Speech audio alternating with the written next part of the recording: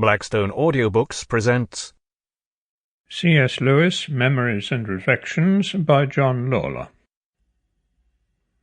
Foreword. In his inaugural lecture as the first professor of medieval and Renaissance literature at Cambridge University, C.S. Lewis urged his listeners to make good use of those brought up in old Western culture, while there was still a few around. "I would give a great deal," he said, "to hear any ancient Athenian, even a stupid one, talking about Greek tragedy. He would know in his bones so much that we seek in vain. Any moment some chance phrase might, unknown to him, show us where modern scholarship had been on the wrong track for years. I stand before you somewhat as that Athenian might stand. I read as a native texts which you must read as foreigners. Speaking not only for myself, but for all old Western men whom you may meet, I would say, use your specimens while you can. There aren't going to be many more dinosaurs."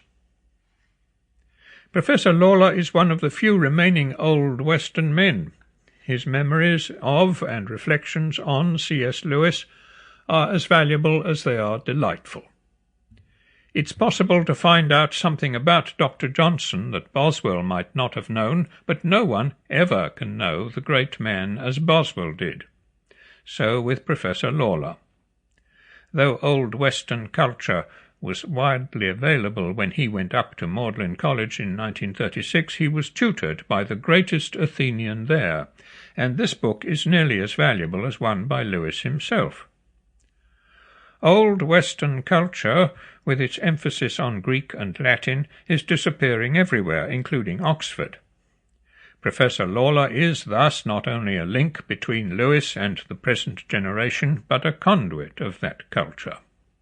This isn't to say that what one finds in these rich pages is imitation Lewis.